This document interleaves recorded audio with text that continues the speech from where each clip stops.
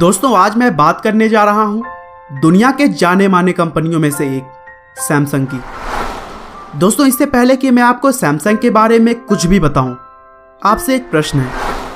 Samsung का नाम सुनकर आपके मन में सबसे पहले क्या आता है? शायद मोबाइल, या फिर थोड़ा और सोचें तो TV, washing machine, refrigerator, laptop, camera या फिर एसी, या इसी तरह के कुछ और भी इलेक्ट्रॉनिक चीजें।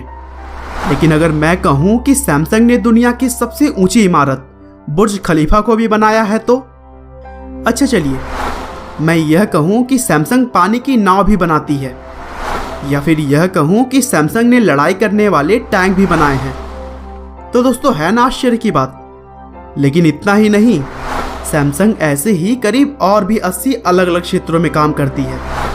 और गूगल, एप्पल, माइक्रोसॉफ्ट तीनों कंपनी के एम्प्लॉयज को अगर एक साथ जोड़ दें तो उससे कहीं ज्यादा लोग सिर्फ सैमसंग में ही काम करते हैं। और इस कंपनी का रेवेन्यू इतना ज्यादा है कि साउथ कोरिया के जीडीपी का 17% के आसपास होता है। इसका मतलब अगर सैमसंग कंपनी घाटे में चली गई तो साउथ कोरिया देश की अर्थव्यवस्था ही डगमगा जाएगी।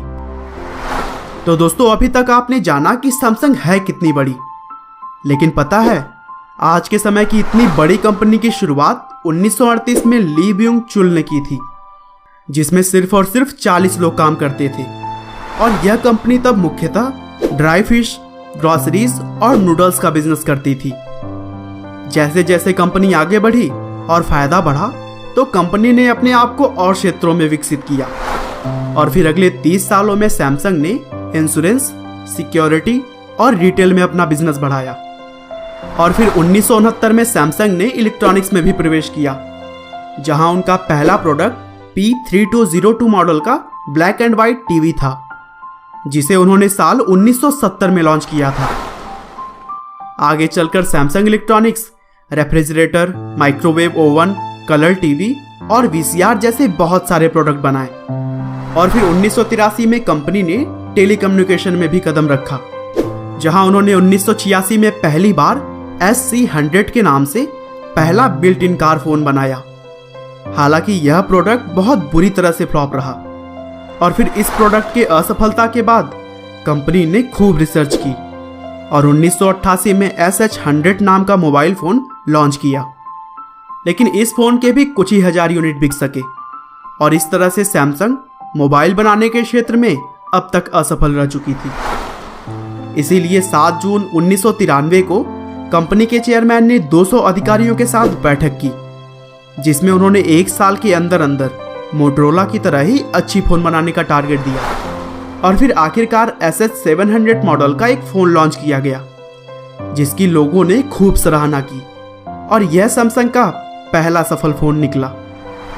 इस फोन को बहुत बारीकी से चेक करके मार्केट में उतारा गया था, और जितने भी फोन्स में कमियां दिखी उसे एम्प्लॉयज के सामने ही जला दिया गया, ताकि उन तक सीधा संदेश जाए कि कोई भी कमी बर्दाश्त नहीं की जाएगी। और ग्राहकों पर भी इस बात का पॉजिटिव इफेक्ट पड़ा। आगे भी सैमसंग ने 1996 से 1998 तक अपनी अच्छी सीडीएम में सर्विस से दुनिया में खूब नाम कमाया, और उन्होंने सीडीएम में मार्केट के 57% हिस्से पर अपना कब्जा कर लिया। और फिर 2004 में पहली बार सैमसंग के मोबाइल फोन्स ने भारत में दस्तक दी। हालांकि भारत में शुरुआती समय सैमसंग के लिए कोई खास नहीं था, लेकिन 2009-10 के बाद सैमसंग ने गैलेक्सी S फोन लॉन्च किया, जिसने तो मानो धूम ही मचा दी। और केवल भारत में ही नहीं बल्कि पूरे विश्व में गैलेक्सी फोन्स खूब बिके। और यही वजह है कि आज के समय में सैमसंग इलेक्ट्रॉनिक्स दुनिया की दूसरी सबसे बड़ी आईटी कंपनी है, जिसमें करीब 3,25,000 लोग काम करते हैं। साथ ही सैमसंग एक इंटरनेशनल कारपोरेशन के रूप में बुर्ज खलीफा और पेट्रोनस टावर जैसे महत्वपूर्ण प्रोजेक्ट हासिल किए। साथ ही सैमसंग ने साउथ कोरिया के लिए K9 थंडर नाम का टैंक भी बनाया। और सैमसंग की लाइफ इंश्योरेंस कंपनी आज दुनिया की 14वीं सबसे बड़ी कंपनी है। तो दोस्तों कुल मिलाजुलाकर सैमसंग की हिस्ट्री है ना इंटरेस्टिंग। आप सैमसंग के कौन कौन से प्रोडक्ट यूज करते हैं हमें कमेंट बॉक्स में जरूर बताएं। आपका बहुमूल्य समय देने के लिए बहुत बहुत धन्यवाद।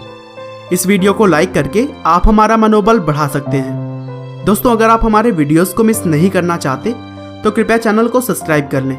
आपको यह कहानी कैसी लगी हमें कमेंट करके ज़रूर बताएं। धन्यवाद।